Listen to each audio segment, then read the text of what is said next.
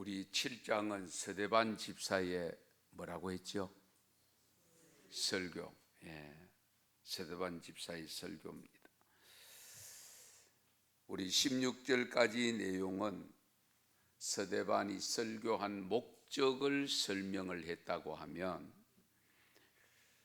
오늘 읽은 내용은 지금 여기 설교를 듣는 사람이 누구냐 하면 제사장, 공회원들, 유대인들입니다. 지도자들입니다.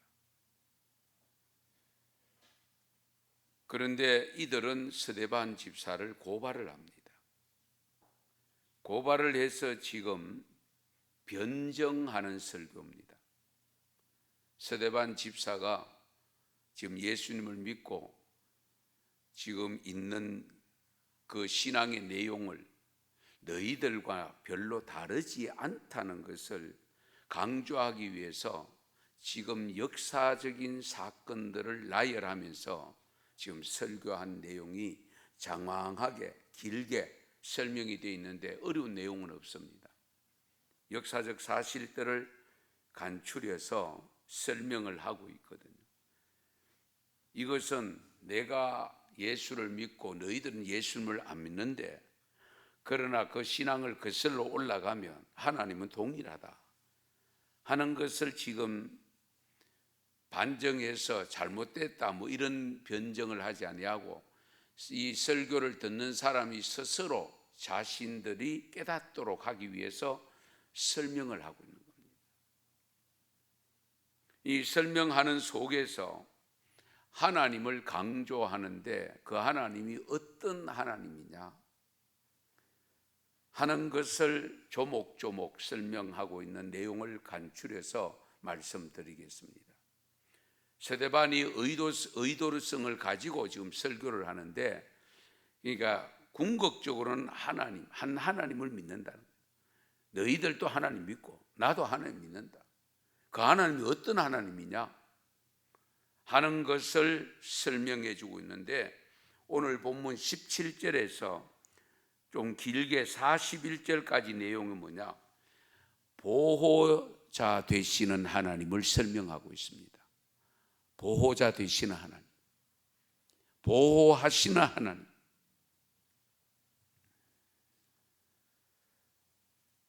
여러분 잘 아시는 대로 요셉이 애굽에 내려갔고, 그 요셉을 통해서 아버지 식솔들 형제들까지 70명이 내려왔습니다. 그래서 요셉이 총리까지 되었습니다. 그런데 그 바로 왕이 세상을 떠나고 다른 왕이 됩니다. 요셉을 제대로 모르는 사람 왕이 됩니다. 그러다 보니까 이스라엘 백성들이 점점 왕성해집니다. 숫자가 많아지고 하니까 이러다가는 자기들이 오히려 당할 것 같거든요. 그러니까 그 왕이 내린 조서가 뭐냐 하면, 이스라엘 백성들이 여인들이 아이를 낳거들랑 산파에게 시켜서 아들이면 죽이라, 딸이면 살려두고, 그 내용을 오늘 본문 속에서 말씀을 하고 있습니다. 이 내용은 출애굽기 1장 내용입니다. 그때에 모세가 태어납니다. 그때에 모세가 태어났다는 것도 언급을 합니다. 그래서 모세가 태어났지만은 3개월 동안 숨겨져 있다가 결국은 더 이상 숨길 수가 없어서 나일 강변에 갔다가 상자 속에 넣어서 갖다 놓았습니다. 그런데 하나님은 어떻게 합니까? 바로의 왕을, 공주를 그 강변을 거닐게 만들고 상자를 발견하게 만들고, 그 상자 속에 있는 아이를 보고 해치지 아니하고 궁으로 데려가서 그 바로 궁에서 40년을 살게 됩니다. 40년을 살다 보니까, 궁절 안에서 살다 보니까 어쩌면 일종의 왕자 수업을 다 받은 거죠. 그러니까 애굽의 문화와 애굽의 모든 것들을 다 익히게 되는 거죠. 자연스럽게. 그래서 22절 말씀에 보면 이렇게 기록합니다. 모세가 애굽 사람의 모든 지혜를 배워 그의 말과 하는 일들이 능하더라. 애굽의 지혜를 다 배웠다. 애굽의 문화와 애굽의 역사, 애굽의 모든 것을 다 배웠다. 그래서 말과 하는 일들이 능하더라고 했습니다. 그런데 모세가 나이 40이 되었을 때에 외출을 나갑니다. 외출을 나갔는데 마침 나가보니까 자기 동족하고 애굽 증인이 해치는, 애굽의 사람이 자기 동족을 해치는 것을 발견하잖아요. 그래서 아주 의분이 일어나 가지고 그 애굽 사람을 죽였습니다. 엄청난 일이죠. 그렇게 땅을 파고 묻어버렸습니다. 그리고 시치미를 떼고 들어갔는데 그 이튿날 다시 나와 보니까, 그 자리에 나오니까 이제는 이스라엘 사람들, 청년들 자기들끼리 싸우고 있습니다. 그러니까 모세가 한 말씀 하잖아요. 너희는 형제인데 어찌 서로 해치느냐. 너희는 형제인데 어찌 서로 해치느냐. 그러니까 그 동물을 해치는 사람이 모세를 밀어뜨리면서 어제는 애굽 사람 죽이더만 오늘 우리 또 죽이려고 하느냐. 그게 27절 28절입니다. 누가 너를 관리와 재판장으로 우리 위에 세웠느냐. 네가 어제는 애굽 사람을 죽인 것 같이 또 나를 죽이려 하느냐. 모세가 이 말을 듣고는 자칫 잘못하면 어제 것까지 탄로가 다 나니까 큰 화를 당하겠다는 생각이 들어서 미디안 광야로 도망을 갑니다. 그런데 그 미디안 광야에 가서 이드로를 만나죠. 거기서 결혼을 합니다. 아들을 둘 낳습니다. 그래서 미디안 광야에서 40년이 지납니다. 그럼 모세 나이가 얼마죠? 80입니다. 여든이 되었을 때에 하나님이 천사를 시내산 광야 가시나무 뜰기 불꽃 가운데서 모세에게 보입니다. 가까이 다가가니까 하나님의 음성이 들려옵니다. 그래서 32절을 보시면 나는 네 조상의 하나님 즉 아브라함과 이삭과 야곱의 하나님이라고 하시면서 이때 모세가 무서워서 감히 바라보지를 못합니다. 그때 주님께서 다시 말씀하시기를 내 발에 신을 벗어라. 네가 서 있는 곳은 어떤 곳이라고요? 거룩한 곳이다. 신발을 벗어라. 이 의미도 상당히 크게 우리에게 다가옵니다마는 신발은 세상에서 씻던 겁니다. 이제 거룩한 주님을, 하나님을 만나는 자리에 오면 그 거룩하게 참 거기 세상에서 신었던 신발을 벗어요. 옛 사람을 벗어야 돼요. 옛 것을 벗어 던져야 돼요. 이어서 하시는 하나님의 말씀이 내 백성이 애굽에서 괴로움 받음을 내가 확실히 보고 그 탄식하는 소리를 듣고 그들을 구하려고 내려왔노니 이제 내가 너를 애굽으로 보내리라. 34절입니다.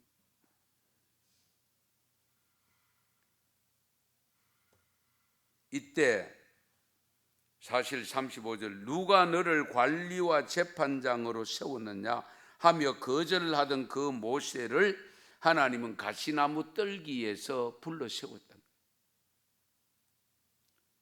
천사의 손으로 모세를 데려서 그 모세를 결국은 이스라엘 백성들을 구원하기까지 지도자로 세우고 광야 40년 동안 또 활약을 하게 만듭니다.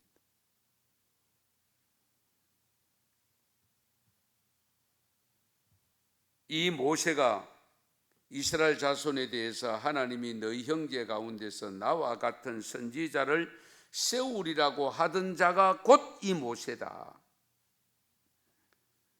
이미 선지자를 통해서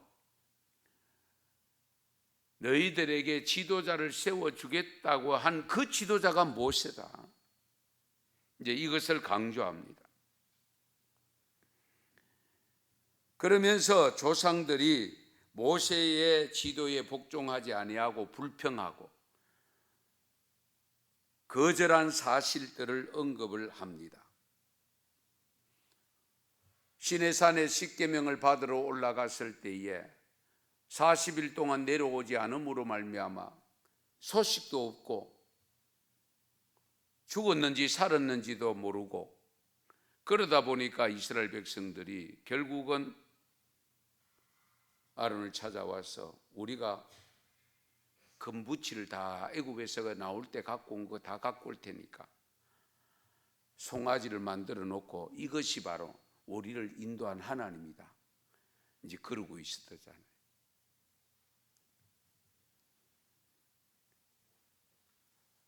애굽에서 종살이 할 때 이 스데반 집사의 설교 내용은 모세이 지금 장황하게 설명하고 있는 것은 뭐냐면 애굽에서 종살이 할 때도 너희들을 보호하신 분은 하나님이시다.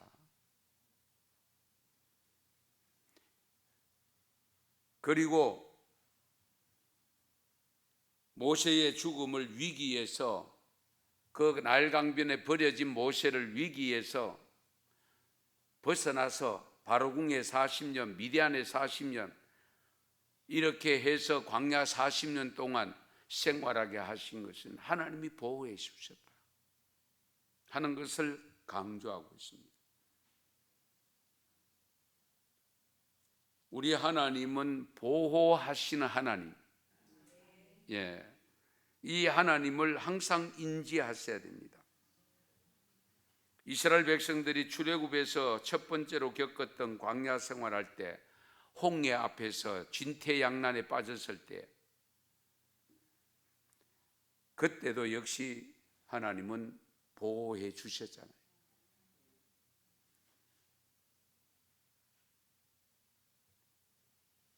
뿐만 아닙니다. 광야 생활 시작해서 먹을 것이 없을 때 먹거리를 새벽마다 내려주셔서 먹게 하시면서 생명을 보호해 주셨습니다. 때로는 구름기둥과 불기둥으로 보호해 주셨습니다.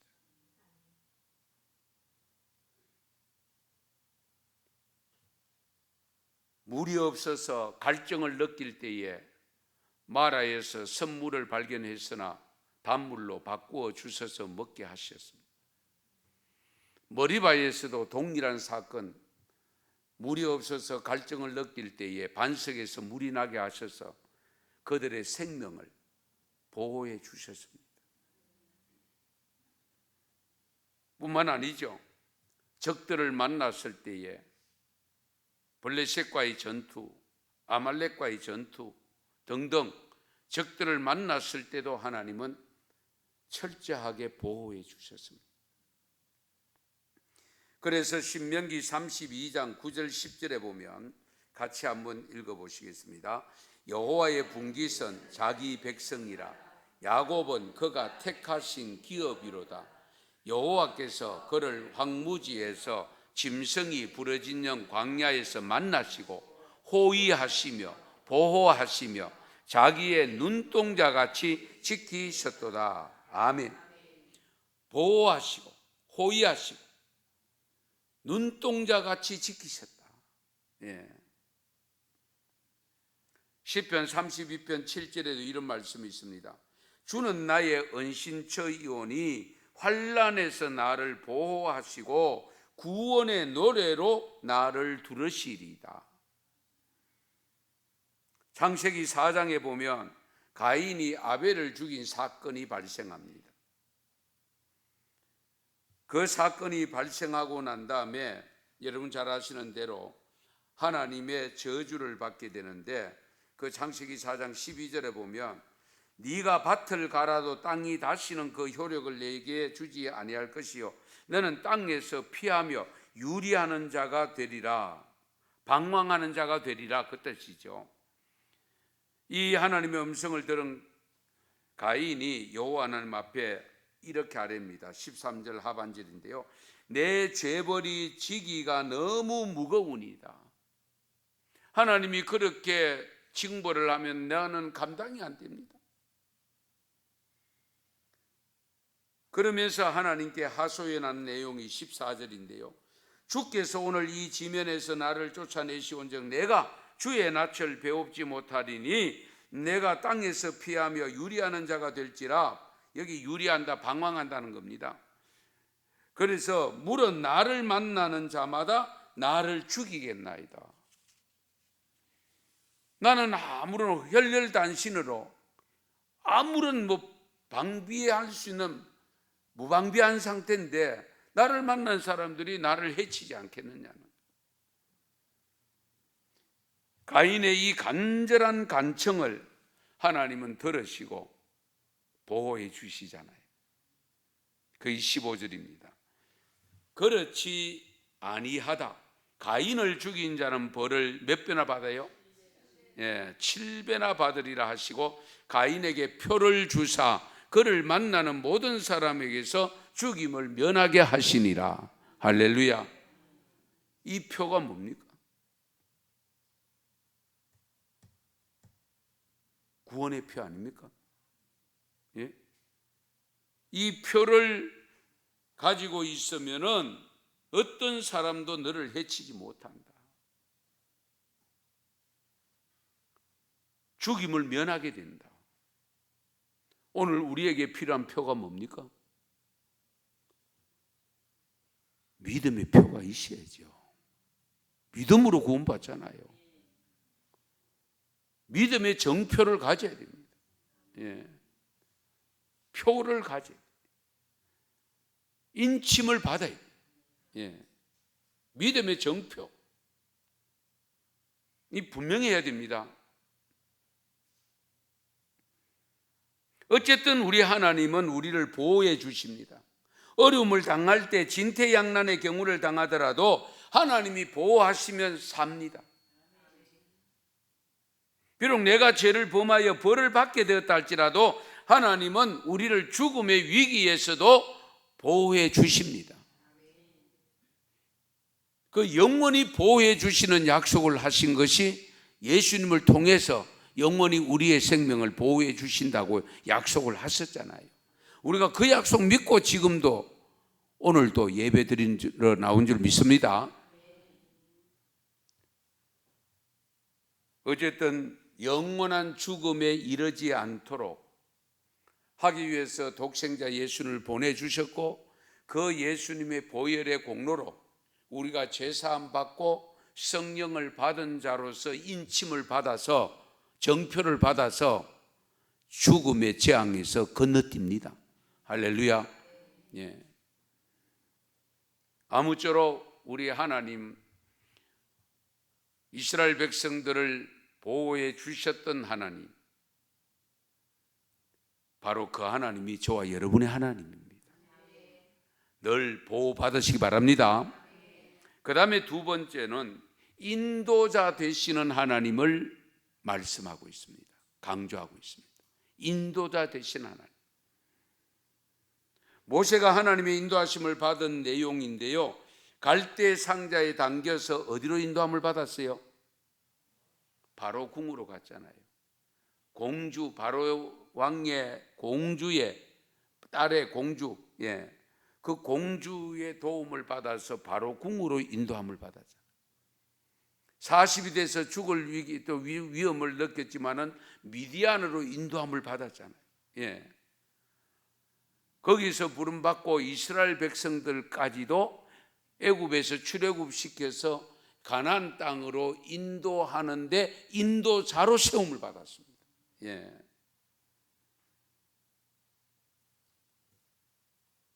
우리 하나님은 정말 인도자 되시는데요. 여러분 창세기 24장에 보면 아브라함이 나이가 많아서 있을 때 100세에 얻은 아들을 이제 며느리를 봐야 되잖아요. 그 며느리를 보려고 종에게 부탁을 합니다. 너는 내가 거주하는 이 지방 가나안 족속의 딸 중에서 내 아들을 위하여 아내를 택하지 말고 내 고향 내 족속에게로 가서 내 아들 이삭을 위하여 아내를 택하라. 아브라함이 고향이 어디입니까? 그렇게 많이 들었는데 갈대아 우르잖아요. 메소포타미아, 갈대아 우르. 지금 여기에 즉 가나안 땅에 여기에 여인들 말고 내 고향에 있는 여인들을 며느리로 맞으라고 종에게 부탁을 합니다. 그때의 종이 아브라함에게 하는 말이 5절인데요. 창세기 24장 5절인데요. 여자가 나를 따라 이 땅으로 오려고 하지 아니하거든 내가 주인의 아들을 주인이 나오신 땅으로 인도하여 돌아가리까. 그러니까 저기 고향 땅의 아가씨들이 따라오지 않으면 내가 이삭을 데리고 거리로 가오리까. 그때 아브라함 다시 종에게 말합니다. 6절인데요. 내 아들을 거리로 데리고 돌아가지 아니하도록 하라. 참 일이 점점 어려우십니다. 뭘 믿고 그 먼 거리에 있는 아가씨가 자기들 고국에서 결혼하려고 하지, 그렇잖아요. 이까지 오겠습니까? 그래서 선이라도 보여드리고 보여주고 그곳 아가씨들을 오도록 하기 위해서는 아들이라 데리고 가야 되는데 아들은 데리고 가지 말아요.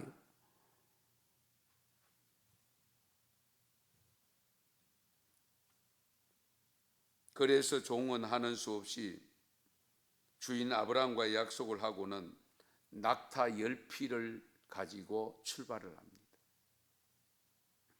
메소포타미아로 가서 나홀의 성에 이르렀을 때에 한 여인을 만납니다. 주인의 아들 이삭의 며느리를 찾을 수 있을까를 고민하다가 이 종이 기도합니다. 그 내용이 12절에서 14절인데요. 같이 한번 읽겠습니다. 그가 이르되 우리 주인 아브라함의 하나님 여호와여 원하건대 오늘 나에게 순조롭게 만나게 하사 내 주인 아브라함에게 은혜를 베푸시옵소서.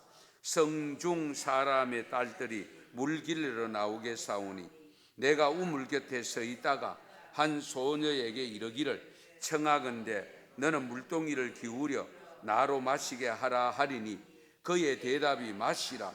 내가 당신의 낙타에게도 마시게 하리라 하면 그는 주께서 주의 종 이삭을 위하여 정하신 자라. 이로 말미암아 주께서 내 주인에게 은혜 베푸심을 내가 알겠나이다. 아멘. 우리도 가끔 이런 기도를 드릴 때 있죠. 이런 정표가 있으면 하나님의 뜻인 줄 믿겠습니다. 내가 이런 일이 있었으면 내가 하나님 받은 직분 잘 감당하겠습니다 하든지 이 사명 감당하겠다든지 서원하는 경우 있잖아요. 그런 기도를 드린 경우 있잖아요.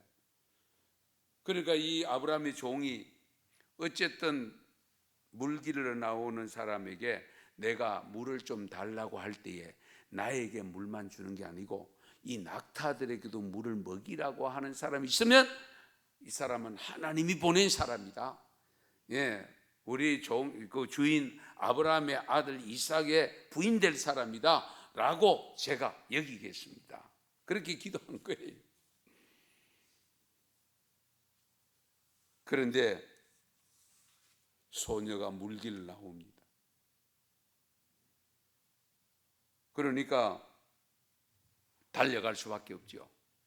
물 달라고 합니다.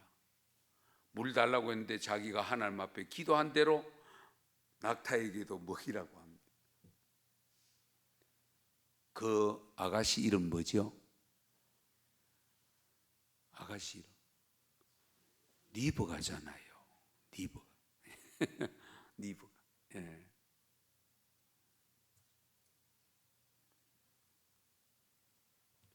그때에 다시 고백한 내용이 26절 27절인데요. 창세기 24장 26절 27절인데요. 같이 읽겠습니다. 이에 그 사람이 머리를 숙여 여호와께 경배하고 이르되 나의 주인 아브라함의 하나님 여호와를 찬송하나이다. 나의 주인에게 주의 사랑과 성실을 거치지 아니하사오며 여호와께서 길에서 나를 인도하사 내 주인의 동생 집에 이르게 하셨나이다 하니라. 아멘. 정말로 한번 생각해 보세요. 완전히 뜬구름 잡는 이야기 아닙니까? 아브라함이 종에게 시킨 것은 정말 가당찮을 일입니다. 예정된 게 하나도 없습니다. 어쨌든 종 보고 내 고향 마을에 고향의 아가씨를 며느리를 삼도록 이삭의 아내를 삼도록 해라. 내가 없더라도 네가 책임져라. 그런데 도대체 누굴 데리고 오라는 거고, 어떤 아가씨를? 아가씨가 한두 일이 또 아닐 텐데, 그렇잖아요. 그러니까 이 종이 그래도 믿음의 조상되는 아브라함의 종이 되다 보니까 어떻게 돼요? 믿음이 있었던 거죠. 하나님께 기도했다. 그래서 주인들을 잘 만나야 돼요. 주인이 믿음의 조상이 되니까 이 종도 하나님 앞에 기도하는. 그러니까 기도했다가 기도한 대로 되어지니까 이 종이 하나님 앞에 경배를 드리지 않을 수가 없죠. 하나님을 찬양하지 않을 수 없고 감사의 예배를 드리지 않을 수가 없는. 어쨌든 하나님은 인도하시는 하나님입니다. 인도하시는.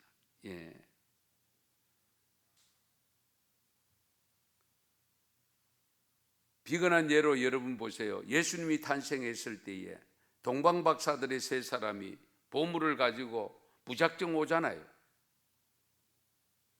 어디에 누구 집인지 집도 모르고 알 수도 없고 그냥 오는데 어떻게 인도함을 받아요?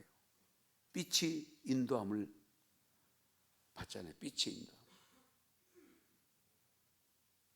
그 빛이 머무는 곳을 보니까 마구간이었잖아요. 하나님은 이 모양 저 모양으로 우리가 생각할 때는 늘 좋은 환경으로만 인도하는 게 아니에요. 여러 통로를 사용해서 결국은 인도하시는 하나님이십니다. 인도하시는. 그 인도를 잘 받으셔야 돼요. 그 하나님이 인도함을 받아 따라가면 제일 좋지 않습니까? 가이드가 좋으면 좋은 거 아니에요? 쉽잖아요. 따라가기만 하면 되잖아요. 가이드를 잘못 만나 놓으면 어떻게 돼요? 여행 다 망치잖아요. 우리 하나님은 정확한 하나님이신데 정말 주님의 백성들, 주님의 자녀들을 선한 곳으로 인도하시는 하나님. 결국 천국으로 우리를 인도하시기 위해서 독생자까지 주신 하나님이잖아요. 그 하나님의 인도함을 받아야 돼요. 다른 사람의 인도함을 받으려고 하지 말고 하나님의 인도함을 받을 수 있기 바랍니다. 그 다음에 세 번째, 오늘 설교 내용 속에서 하나님을 어떤 하나님으로 스데반이 강조하냐면 42절에서 44절 내용인데요, 하나님이 믿음을 테스트하시는, 믿음을 시험하시고 교훈하시는 하나님을 강조하고 있습니다. 이해를 돕기 위해서 42절에서 44절 같이 읽습니다. 하나님이 외면하사 그들을 그 하늘의 군대 섬기는 밑에 버려 두셨으니 이는 선지자의 책에 기록된 바 이스라엘의 집이여, 너희가 광야에서 40년간 희생과 제물을 내게 드린 일이 있었느냐? 몰록의 장막과 신네판의 별을 받들었음이여, 이것은 너희가 절하고자 하여 만든 형상이로다. 내가 너희를 바벨론 밖으로 옮기리라 함과 같으니라. 광야에서 우리 조상들에게 증거의 장막이 있었으니 이것은 모세에게 말씀하신 이가 명하사 그가 본 그 양식대로 만들게 하신 것이라. 아멘. 이 스데반은요, 민수기와 신명기에 나오는 내용을 요약하고 있습니다. 하나님께서 자신의 백성들이 하나님만을 섬기기를 바란다는 사실을 밝히고 있습니다.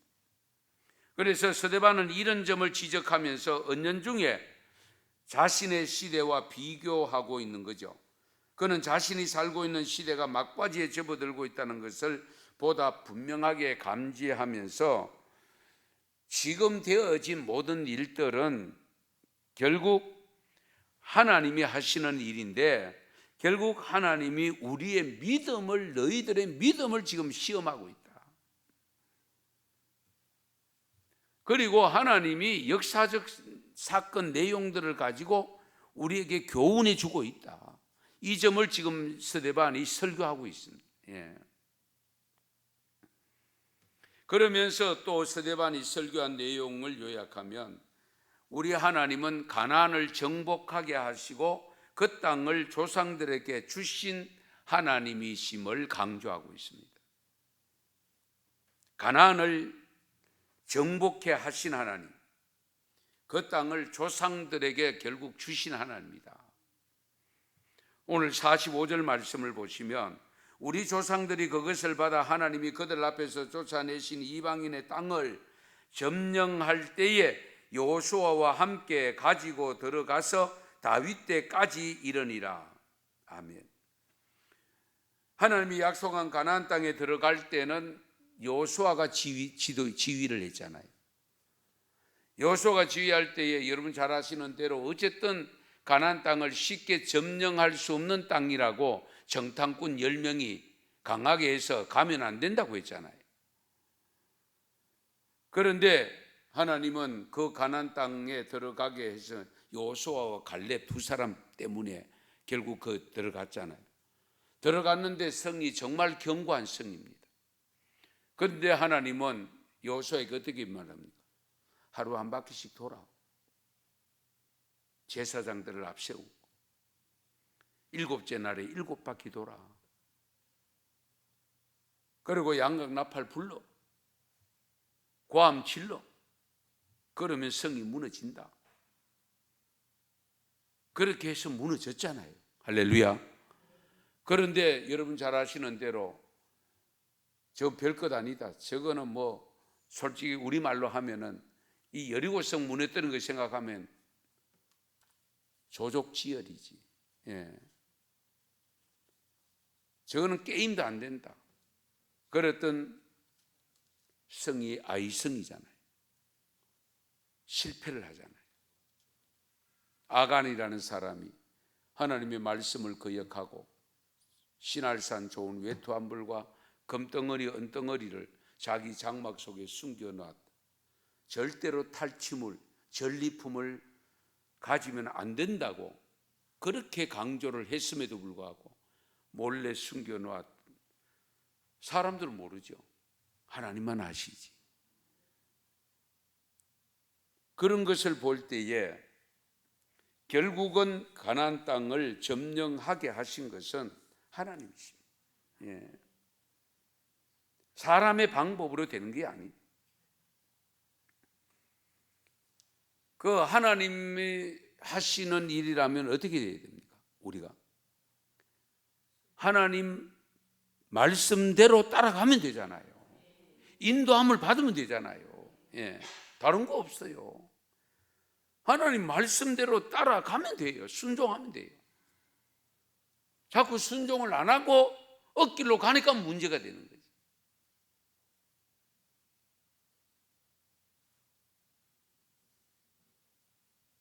그래서 하나님은 분명히 약속을 하시는데요. 민수기 23장 19절에 이런 말씀이 있습니다. 하나님은 사람이 아니시니 거짓말을 하지 않으시고 인생이 아니시니 후회가 없으시도다. 어찌 그 말씀하신 바를 행하지 않으시며 하신 말씀을 실행하지 않으시랴. 그러니까 하나님이 약속한 것 분명히 다 이루어 주신다. 여리고성 그렇게 무너뜨렸으면 저 아이성은 별것 아니라고 생각했으나 하나님이 곧 지시사항을, 작전 전략을 내릴 수 있잖아요. 예. 그런데 문제는 별것 아니라고 생각하고 군인들도 조금 같습니다만, 그런데 점령하지 못하고 후퇴할 수밖에 없는 안타까운 일이 발생합니다. 이런 측면에서 볼 때에 저와 여러분들이 정말 하나님 나라 천국 들어가는 믿음을 가지고 사는 저희들도 동일합니다. 스데반 설교를 잘 들어야 됩니다. 하나님이 약속한 천국 분명히 있습니다. 그리고 그 땅에 들어가야 됩니다. 예. 교회 생활하는 동안에 생활을 실컷 해놓고 천국 못 들어가면 어떡하려고? 생각해 보세요. 그것만큼 억울한 게 어디 있겠어요? 그런데 여러분 잘 아시는 대로 나올 때 장정 60만 명 중에 요수와 갈렙 외에는 광야에서 다 죽어야 했습니다. 이게 뭡니까? 불평과 원망 때문에. 불평과 원망이 그렇게 무서운 겁니다. 사람을 향하여 불평하고 원망하는 것 같으나 그거 결국은 하나님이 세우신 주의 백성들이잖아요. 그렇기 때문에 하나님께 원망하는 것과 똑같아요. 이 점을 항상 염두에 두셔야 돼요. 아무쪼록 하나님의 약속을 믿고 나아가면 우리의 믿음을 통해서 우리가 영원한 하나님 나라에 이르게 해 주시는 그 하나님을 믿으시기 바랍니다. 그 다음에 다섯 번째로 우리 스데반이 오늘 본문에서 하나님을 나타내 어떤 하나님이냐? 축복하시는 하나님입니다. 축복하시는. 조상들을 결국은 만나게 하시고 축복하시는 하나님.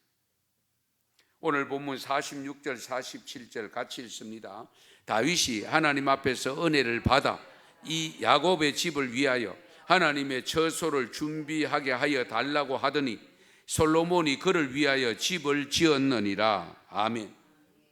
솔로몬이 세운 성전을 언급하면서 사무엘 하스와 역대기까지 내용을 언급한 내용입니다. 이 스데반은 성전을 통해서 복을 허락하심에 그 성전이 솔로몬이 지었다는 것을 역설하고 있습니다. 성전을 건축한다는 것 정말 중요하죠. 왜냐하면 성전은 복의 통로가 됩니다. 복의 통로. 우리 시편 말씀에도 하나님이 시온에서 복을 주신다고 했습니다. 시온, 예루살렘, 오늘의 교회입니다. 교회에서 복을 주신다. 교회를 통해서 복을 주신다. 그래서 교회가 중요한 겁니다. 창세기 1장 28절에 보면 하나님의 자녀들에게 복을 주시기를 기뻐하시는데요. 하나님이 그들에게 복을 주시며 하나님이 그들에게 이르시되 생육하고 번성하여 땅에 충만하라. 땅을 정복하라. 바다의 물고기와 하늘의 새와 땅에 움직이는 모든 생물을 다스리라 하시니라. 아멘. 이런 점을 우리가 항상 염두에 두세요. 하나님이 복을 주신다. 그래서 창세기 12장 2절에 보면 하나님은 아브라함에게 또 약속을 합니다. 내가 너로 큰 민족을 이루고 네게 복을 주어 내 이름을 창대하게 하리니 너는 복이 될지라. 아멘. 아브라함 자체가 복이 된다. 그래서 우리 가끔 그런 표현을 복의 통로가 되게 해주세요. 예, 나로 인해서 가정이 복을 받고, 나로 인해서 교회가 복을 받고, 나로 인해서 내가 다니는 회사가 복을 받고, 할렐루야. 우리는 복의 통로가 돼요. 예. 하나님이 그렇게 하신다고 약속을 하십니다.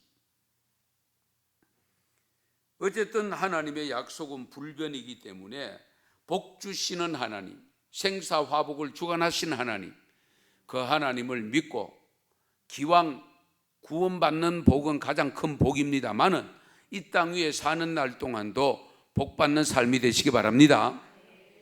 마지막으로 오늘 스데반 설교를 통해서 주신 하나님에 대한 내용은 조상들과 말씀하시는 하나님, 말씀하시는. 오늘 48절에서 50절입니다. 48절에서 50절 같이 읽습니다. 그러나 지극히 높으신 이는 손으로 지은 곳에 계시지 아니하시나니 선지자가 말한 바 주께서 이르시되 하늘은 나의 보좌요 땅은 나의 발등상이니 너희가 나를 위하여 무슨 집을 짓겠으며 나의 안식할 처소가 어디냐? 이 모든 것이 다 내 손으로 지은 것이 아니냐 함과 같으니라. 아멘. 조상들과 함께 대화하셨던 하나님, 그 하나님은 오늘 저와 여러분의 하나님입니다. 하나님은 그래서 우리와 대화하기를 원하십니다. 대화를 해야 하나님의 뜻을 쉽게 알 수가 있습니다. 내 뜻도 쉽게 하나님에게 보고할 수가 있습니다. 전할 수가 있습니다. 물론 우리의 속 사람을 다 아시고 생각까지 다 아시는 하나님입니다만은 그래도 하나님은 우리가 하나님 앞에 고백하기를 원하십니다. 이 점을 염두에. 그렇지 않으면 그렇지 않아요. 다 아시는 하나님인데 뭘 자꾸 기도하라고 그런 생각 안 듭니까? 있을 것을 다 아시고 필요한 걸 다 아시는데 뭘 자꾸 기도하라 하시나? 주시면 되지. 그런 생각 안 듭니까? 여러분 믿음이 좋아서 그런 생각 안 드시는 모양입니다. 저는 한동안 그 생각이 들더라고요. 그렇잖아요. 다 아시는 하나님인데 알고 주시면 되지. 꼭 기도해야 되나? 그런데 여러분이 자녀를 양육하면서 길러면서 자녀들이 필요하다는 걸 나름대로 알잖아요. 그렇죠? 안다고 다 줍니까? 엄마 뭐 줘? 그러면 예뻐가 주잖아요. 그렇죠? 예. 알고 있어도 달라고 할 때까지 기다리는 경우가 있어요. 왜 기다릴까? 엄마의 필요성을 알아야 돼. 예? 엄마의 필요성을 깨달아야 돼. 아빠의 필요성을 깨달아야 돼. 하나님이 아시면서 주시면 되는데 왜 오라고 했느냐? 기도하라고 했느냐? 결국 하나님과의 관계를 돈독히 하자는 거잖아요. 내가 어떤 분인가를 너로 하여금 고백을 듣고 싶다는 거예요. 예. 그래서 하나님 앞에 찾아 나온다는 자체가 하나님의 존재하심을 인정하는 것이 되잖아요. 이 점을 염두에 두셔야 돼요. 어쨌든 오늘 이 스데반을 통해서 주신 설교 내용이 장합니다면 다음에 또 다음 주까지 계속 이어집니다만은 어쨌든 스데반이 한결같이 주장하는 것은요, 하나님이 조상 때부터 지금까지 인도하시고 보호하시고 역사하심을 강조하고 있습니다. 당신들이 믿는 그 하나님이 예수님을 보내셨고 그 예수를 내가 믿는다. 당신들과 나와 다를 바가 아니다. 그런데 당신들은 나를 고발했다. 지금 잘못됐다. 예. 그래서 정말 우리가 말씀을 들어도 잘 들어야 돼요. 예. 바르게 들어야 되고요.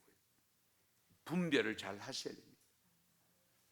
저와 여러분이 믿는 하나님, 스데반이 설명해 준 하나님, 보호하신 하나님, 인도자 되신 하나님, 믿음을 시험하시고 교훈하신 하나님, 가나안을 정복케 하고 땅을 소유케 하신 하나님, 조상들을 만나시고 축복해 주신 하나님, 그 조상들과 늘 말씀을 하시며 교통하신 하나님, 그 하나님이 저와 여러분의 하나님이 되시기를 축원합니다. 축복합니다. 기도드리겠습니다.